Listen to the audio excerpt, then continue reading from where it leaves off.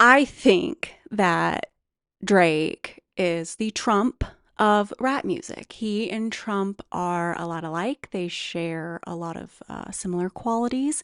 And that is my argument. That's the argument I'm going to be making in this video. To start off, they're both misogynists. They're both narcissists. Yeah, narcissist, misogynist. Who cannot handle criticism or accountability. They both really only value status above all things. They both love to sue. Drake is showing us this right now. And Trump has a very long history of this. So, yeah, they both like to be Karens and sue when things don't go their way. They both live on social media. So much so, like for Drake, that Kendrick had like lines about it in the rap. He faking for likes and digital hugs. Fuck a caption, won't action, no accident. I'm hands on. He fuck around, I'm doing pasta. Peekaboo, while you acting tough on IG Live. Peekaboo. You know, he lives on Instagram. He goes on like all these streams. He's, lives on he only cares about his online, presence. Trump also, is super known for being all about social media. I mean, he even made his own social media company when he couldn't stay on Twitter, right? So social media is their presence, like their popularity, that's really important to them. They both surround themselves with, sexual predators. They essentially are saying, being a sex pest, a sexual predator, even if it's against minors or whomever, whatever, doesn't matter. Ain't a deal breaker, at least for being in my inner circle. Like they've shown that, like they have people like that close to them. And that's not an important factor in when it comes to who you want to surround yourself with, which, I think is weird. They're both, in my opinion, whiny little bitches. I mean, they throw little temper tantrums when they're criticized or held accountable, and y'all still want to act like men aren't emotional. Like, come on. They both like to claim that the game is rigged against them when they lose. Drake is doing this right now in court and, accusing UMG and Kendrick of using like bots to artificially inflate his numbers, which I'm going to get back to. Uh, Trump obviously claiming that, the Dems stole the election from him. Everything's rigged against them. Everything's out to get them. I think that Kendrick lives rent free in Drake's mind the same way Obama lives rent free in Trump's. I mean, there's like even this whole theory, like for the Obama Trump, there's this whole theory that like Trump initially ran for president because he was mad about a joke made at his expense from Obama or during Obama's like something to do with Obama. I don't know. I can't remember. But that's not true. That's not true. I'm not spreading that. That's a rumor because Trump ran for president multiple times before Obama. So, but it's just a testament to how much people think, it seems like Obama lives rent free in Trump's head, right? And I think it's the same for Drake and Kendrick, this sort of rivalry, this jealousy. And finally, they both like them young. Drake, I hear you like I'm young. They both have a penchant for younger girls on the younger, more minor side of things. Trying to strike a chord, and it's probably A minor. Which is weird. Weird. And neither of them have been shy about that. But now that it's, being widely criticized and condemned, even by like people who would have normally been on their side, they're trying to, obfuscate it or pretend, distance themselves from it. But it has nothing to do with it not being true.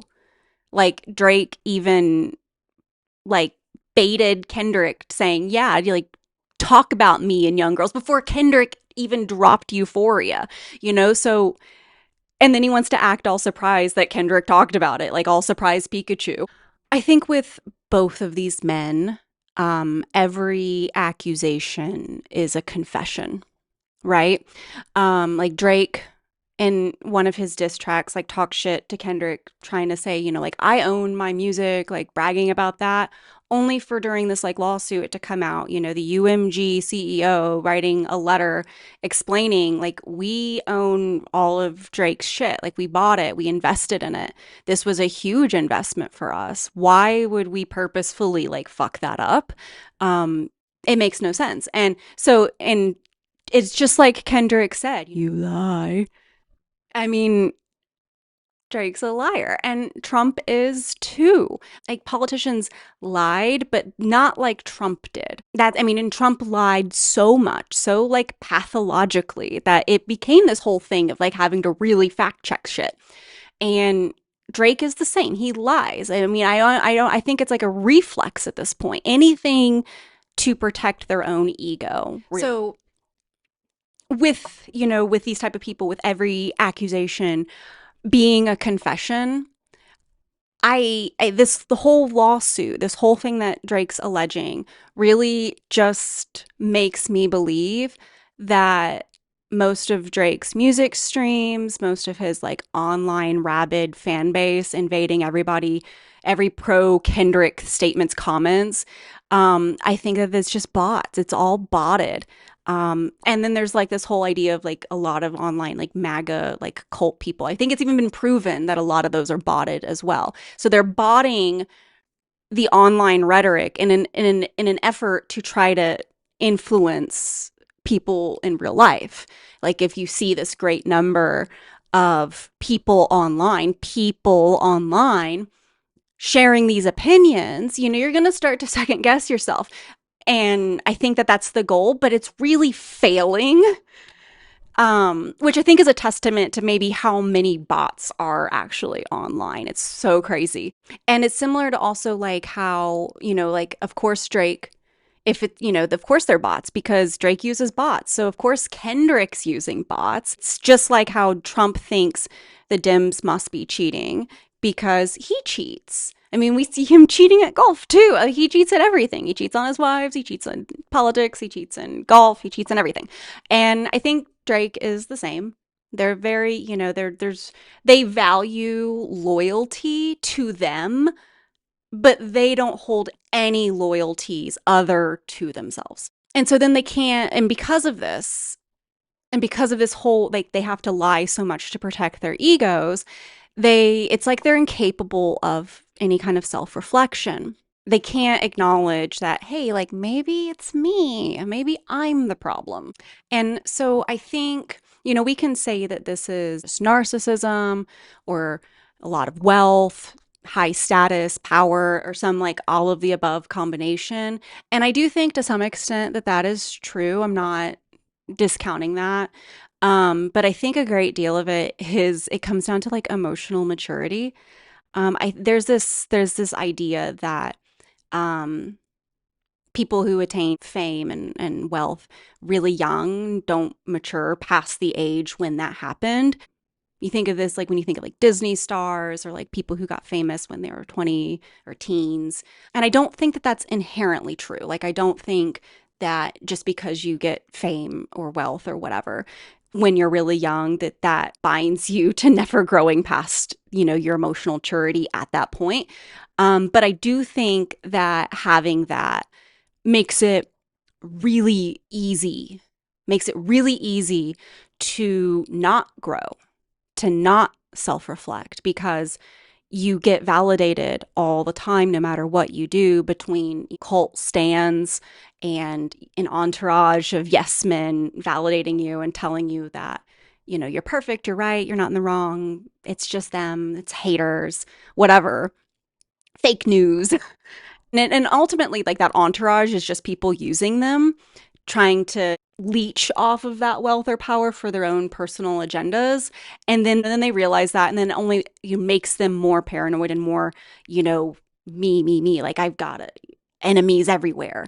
Even my friends are enemies. And it's they do it to themselves, because then they cut the people off who try to check you. And so, like, your friends are supposed to check you. People that you care about are supposed to check you and say, hey, like, you're kind of that's how you grow as a person. It's how you mature. And I think when you attain wealth, fame, power, status, whatever, at a very young age when typically you are emotionally and whatever immature. And it makes it easy to stunt that growth, that personal growth. The consequences of all of that is what we're seeing right now. People with this type of power, especially men with this type of power, let's be honest here. I don't see women doing this shit. If I'm wrong, tell me in the comments, but I really don't.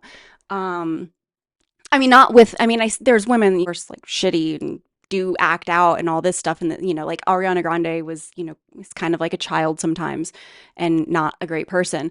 Don't come for me.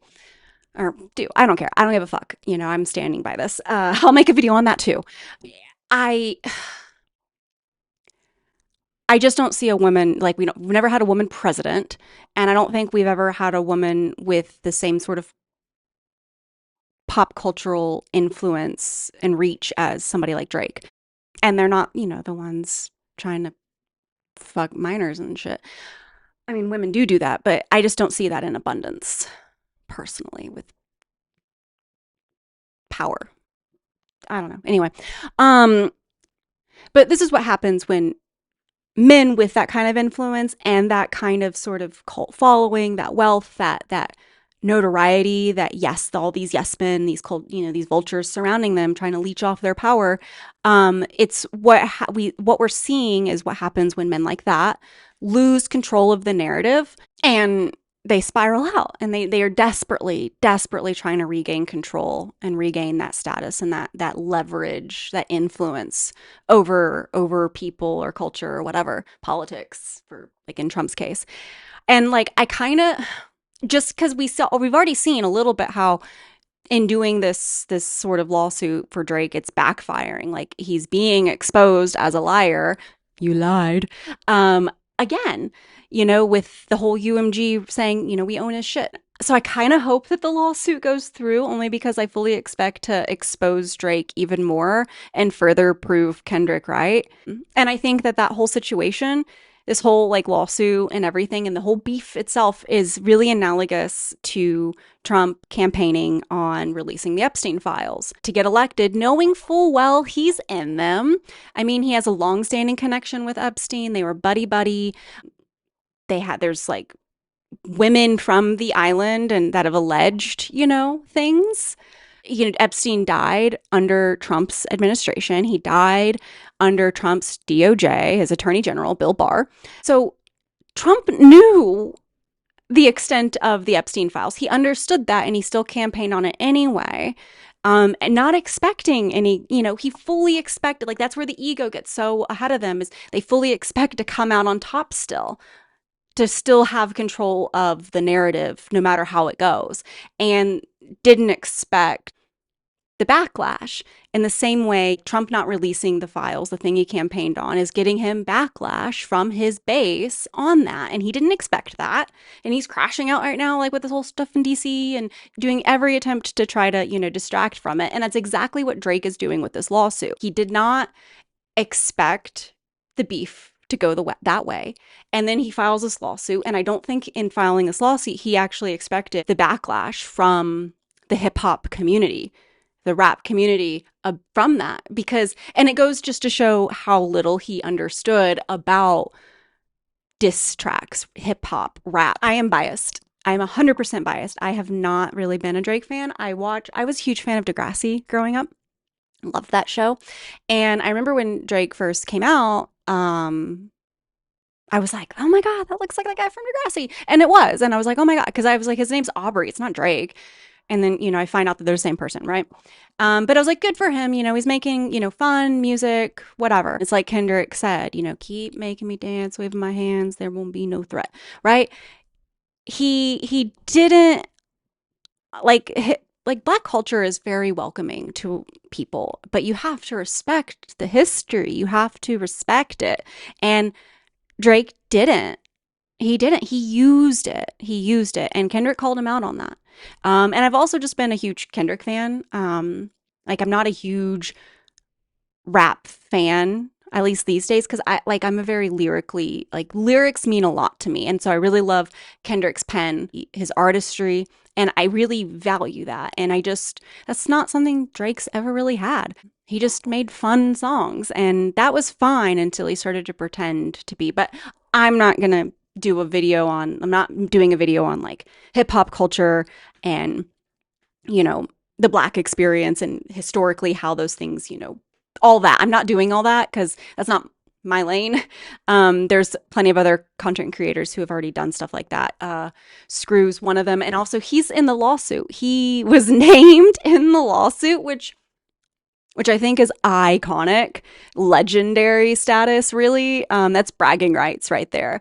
I'd be bragging about that all the freaking time because, like, this was a historic moment in rap and hip hop music, and to have, you are now like cemented in that, historically, legally, like, you're a part of this forever, and that's amazing. And that's and like, Drake doesn't even realize, like, he's in doing so, all he's really done now is elevated Screwface Jean. Hope I'm saying that right. He's just elevating him. Like, you're elevating your enemies here, right? And I love that for him. Congrats. But you could watch his videos. He breaks down, like, lyrically and gives that context that I think Drake is lacking. Like, you should be Drake. You should be watching Screw's videos, not just to get all pissy, but to fucking learn and grow.